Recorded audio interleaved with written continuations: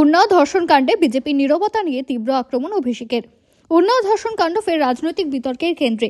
দোষী সাব্যস্ত প্রাক্তন বিজেপি বিধায়ক কুলদীপ সেঙ্গারের সাজায় শর্ত সাপেক্ষ স্থগিতাদেশ ও সাম্প্রতিক ঘটনা প্রবাহ ঘিরে এবার সরব হলেন তৃণমূল কংগ্রেসের সর্বভারতীয় সাধারণ সম্পাদক অভিষেক বন্দ্যোপাধ্যায়। বিজেপি নেতৃত্বের নীরবতাকে সরাসরি নিশানা করেছেন তিনি। সম্প্রতি দিল্লি হাইকোর্ট থেকে শর্ত সাপেক্ষে জামিন পান কুলদীপ সেঙ্গার। 2017 সালের উন্নাও ধর্ষণ কাণ্ডে 2019 সালে তাকে যাবজ্জীবন কারাদণ্ড দেওয়া হয়েছিল। সাজা স্থগিতের খবরে ভেঙে পড়ে নির্যাতিতা ও তার পরিবার। ন্যায় বিচারের দাবিতে তারা ইন্ডিয়া গেটের সামনে বিক্ষোভে নামেন বলে অভিযোগ। নির্যাতিতার পরিবারের দাবি, ওই বিক্ষোভ চলাকালীন পুলিশি বাধার মুখে পড়তে হয় তাদের। শুধু তাই নয়, টেনে হিচড়ে সরিয়ে দেওয়ার অভিযোগও উঠেছে।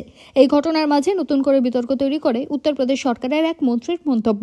উত্তরপ্রদেশের মন্ত্রী ওম প্রকাশ রাজভর নির্যাতিতা ও তার মাকে নিয়ে প্রকাশ্যে হাসি ঠাট্টা করেন বলে অভিযোগ। তিনি বলেন, ওদের বাড়িতে উন্নাওয়ে ইন্ডিয়া গেটে কি করছিলেন? এই মন্তব্যের পরেও বিজেপির শীর্ষ নেতৃত্বের তরফে কোনো প্রতিক্রিয়া না আসায় ক্ষোভ চরমে ওঠে বিরোধী শিবিরে। এই প্রেক্ষিতে এক্স হ্যান্ডেলে পোস্ট করে অভিষেক বন্দ্যোপাধ্যায় লেখেন, ধর্ষণে দোষী সাব্যস্ত বিজেপি বিধায়ক জামিন পেয়েছেন। আর বিজেপির মিত্র মন্ত্রী ধর্ষণের শিকার নারীকে নিয়ে উপহাস করেছেন। তার দাবি, নিরাপত্তায় বিজেপি শাসিত রাজ্যগুলিতে নারী নিরাপত্তার বাস্তব চিত্র তুলে ধরে। অভিষেক আরও লেখেন, আজ বিজেপি শাসিত রাজ্যগুলোতে বেটি বাঁচাওয়ের বাস্তব রূপ এটাই। যখন দোষী সাব্যস্ত ধর্ষকরা বাইরে ঘুরে বেড়ায় এবং মন্ত্রীরা উপহাস করেন, তখন প্রতিটি নারী ও ন্যায় বিচার খোঁজা পরিবার ব্যর্থ হয়। উল্লেখ্য, চাকরির প্রতিশ্রুতি দিয়ে নাবালিকাকে ধর্ষণের ঘটনায় কুলদীপ সেঙ্গার দোষী সাব্যস্ত হন।